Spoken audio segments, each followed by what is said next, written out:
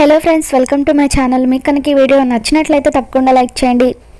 చారు తల మీద అఖండ దీపం పెట్టుకొని ఇక అలా గుడి చుట్టూ కూడా ప్రదక్షిణలు చేస్తూ ఉంటే శ్రీను చారుని వేప మండలతో కొడుతూ ఉంటాడు.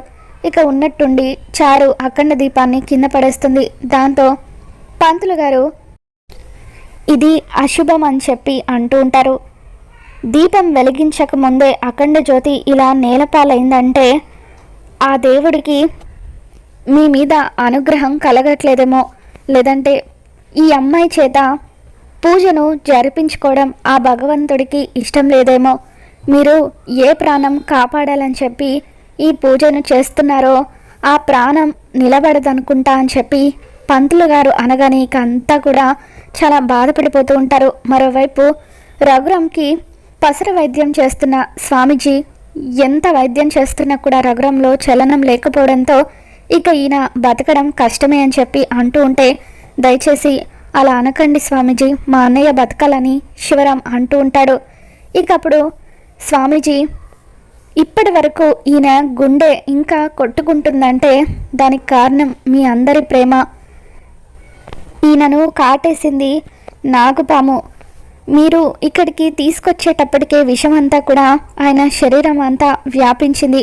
అయినప్పటికీ నేను నా ప్రయత్నం చేద్దామనే ఉద్దేశంతోనే ఇప్పటి వరకు ఈయనకి వైద్యం చేశాను. కానీ ఈయనలో ఎటువంటి చలనం లేదంటే ఇక ఈయన బతకడనిపిస్తుంది అని చెప్పి స్వామీజీ కూడా అంటూ ఉంటే, ఆద్య ఏడుస్తూ స్వామీజీ కాళ్ళు పట్టుకొని, దయచేసి అలా అనకండి స్వామీజీ, ఎలాగైనా సరే ఆయన బతకాలి, వేరే మార్గం ఏదైనా ఉంటే చూడండి స్వామి అని చెప్పి ఆద్య ఏడుస్తూ అడుగుతూ ఉంటే, ఆయన గురించి ఇంతలా ఏడుస్తున్నావంటే ఆయన నీ కన్న తండ్రి అమ్మ అని చెప్పి స్వామీజీ అడుగుతూ ఉంటారు. అవును స్వామీజీ, ఆయన నా కన్న తండ్రే. నా ప్రాణం పోకూడదని చెప్పి నా కోసం మృత్యుంజయ హోమం జరిపించాలని చెప్పి నా ప్రాణాలకు ఆయన ప్రాణాలను అడ్డుగా వేశారు. అటువంటి మా పెద్దనాన్న ఎట్టి పరిస్థితుల్లోనూ చనిపోకూడదు. ఆయన చనిపోతే మా రామలక్ష్మి బతకదు, మా పెద్దమ్మ ప్రాణం కూడా పోతుంది అని చెప్పి అలా ఆద్య ఎంతగానో స్వామీజీని బతిమలాడుతూ ఉంటే, ఒకే ఒక మార్గం ఉందమ్మా అని చెప్పి స్వామీజీ అంటూ ఉంటారు. ఏంటో చెప్పండి స్వామీజీ, అది ఎంత కష్టమైనా మేము చేస్తామని చెప్పి శివరాం ఆద్య ఇద్దరు కూడా అంటూ ఉంటారు. పుట్టలో ఉన్న మన్నుని తీసుకురావాలి. ఆ మన్నుకి నాగదేవత స్పర్శ తగిలి ఉండాలి. ఆ మన్నుని ఈయన చేత తాగిస్తే అప్పుడైనా ఈయన ప్రాణం నిలబడుతుందేమో చూద్దాం.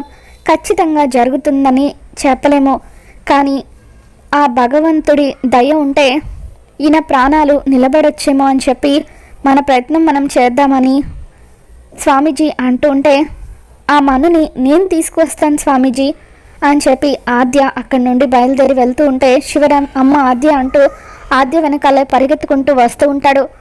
అమ్మ ఆద్య, పంతులు గారు చెప్పారు కదమ్మా, మన్ను తాగించినా కూడా అన్నయ్య బతకవచ్చు అని చెప్పారు, కానీ ఖచ్చితంగా బతుకుతారు అని చెప్పలేదు కదా. ఒకవేళ అది ఎంత కష్టమైనా తప్పకుండా జరుగుతుందంటే నేను నా ప్రాణాలు అడ్డు వేసైనా సరే అన్నయ్యని కాపాడుకుని ఉండేవాడిని అని చెప్పి శివరాం అంటూ ఉంటాడు. ఇక అప్పుడు ఆద్య, మనుషులకు సాధ్యం కాని పనులు దేవుడి వల్ల అవుతాయి అంటారు కదా బాబాయ్, అందుకే ఆయన్ని దేవుడు అంటారు. అందుకే నేను నా ప్రాణాల కోసం తన ప్రాణాలను అడ్డుగా పెట్టిన పెద్దనాన్న కోసం రుణం తీర్చుకోవడానికి ఈ సాహసం చేయాలని అనుకుంటున్నాను. దయచేసి వద్దని చెప్పకండి. అమ్మ నాకు దూరమైనా కూడా నేను బతకడం అలవాటు చేసుకున్నాను, కానీ మీరందరూ అలా కాదు, మీ అందరికీ కలిసి బతకడం అలవాటు అని చెప్పి ఆద్య పుట్ట దగ్గరికి బయలుదేరి వెళ్తూ ఉంటుంది. మరోవైపు పంతులు గారు రఘురాం బతకరు అని చెప్పి అంటూ ఉంటే ఇక జానకి రామలక్ష్మి వీళ్ళంతా కూడా ఏడుస్తూ రఘురాం దగ్గరికి వస్తూ ఉంటారు. జానకి వాళ్ళకు శివరాం ఎదురుపడతాడు. ఆయనకి ఇప్పుడు ఎలా ఉందని చెప్పి జానకి వాళ్ళు అడుగుతూ ఉంటే, పూజారి గారు ఏ పరిస్థితి చెప్పలేమని అంటున్నారు వదిన అని చెప్పి పుట్టమన్ను తీసుకువస్తే అన్నయ్య బతికే అవకాశం ఉందని స్వామీజీ చెప్పడంతో ఆద్య ఇప్పుడే పుట్ట దగ్గరికి వెళ్ళిందని శివరాం చెప్పడంతో, ఏంటి ఆద్య పుట్ట దగ్గరికి వెళ్ళిందా, అది ఎంత ప్రమాదమో నీకు కూడా తెలుసు కదా శివరాం, ఎందుకు ఆద్యని వెళ్ళనిచ్చావని జానకి అంటూ ఉంటే, పెద్దనాన్నకి ఏమైనా అవుతే పెద్దమ్మ ప్రాణం పోతుందని ఆద్య బాధపడుతూ నేనెంత చెప్పినా వినకుండా వెళ్ళిందంటూ ఇక శివరాం ఆద్య పుట్ట దగ్గరికి వెళ్ళిన విషయాన్ని చెబుతాడు. మరోవైపు ఆద్య పుట్ట దగ్గరికి వెళ్ళి నాగదేవతని వేడుకుంటూ ఉంటుంది. ఎట్టి పరిస్థితుల్లోనూ మా పెద్దనాన్నకు ఏమీ కాకూడదు. ఒకవేళ మా పెద్దనాన్న నువ్వు కోరుకుంటే అందుకు నా ప్రాణాలు బదులుగా తీసుకో తల్లి అంటూ ఆద్య ఎదురుగా ఉన్న పాము దగ్గర తన చేతిని చాపుతుంది. ఒకవేళ నువ్వు ప్రాణమే కావాలని కోరుకుంటే మా పెద్దనాన్న ప్రాణాలు తిరిగి ఇచ్చేసేయి, నా ప్రాణాలు బదులుగా తీసుకో.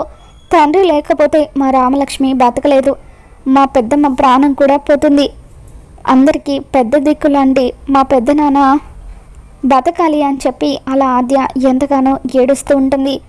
ప్రాణమే కావాలని నువ్వు నన్ను కాటేస్తావో లేదంటే నీ వల్లే ఈ పరిస్థితికి వచ్చిన మా పెద్దనాన్నని కాపాడాలనే ఉద్దేశంతో ఇంత పుట్టమన్ను ఇస్తావో నీ ఇష్టం తల్లి అంటూ అలా ఆద్య నాగదేవతని వేడుకుంటూ ఉంటే అప్పుడు నాగదేవత ఆద్యని కాటు వేయకుండా పుట్ట లోపలికి వెళ్ళిపోతుంది. ఇక ఆద్య పాము లోపలికి వెళ్ళిపోగానే పుట్టమన్నుని తీసుకొని ఇక అలా సంతోషంగా రఘురాం దగ్గరికి తిరిగి వస్తూ ఉంటుంది. ఇక అలా తిరిగి వచ్చేటప్పుడు మరొకసారి నాగదేవతకు దండం పెట్టుకుంటూ, తల్లి నీ మీద నమ్మకంతో ఈ పుట్టమన్నుని మా పెద్దనాన్న దగ్గరికి తీసుకుని వెళ్తున్నాను. దీన్ని ఆయన చేత తినిపించిన తర్వాత ఆయన ప్రాణాలను కాపాడే బాధ్యత నీదే అని చెప్పి ఆద్య అలా వెళ్తూ ఉంటుంది. మొత్తానికి అలా ఆద్య అయితే తన ప్రాణాలకు తెగించి మరీ రఘురాంని కాపాడుకుంటుంది.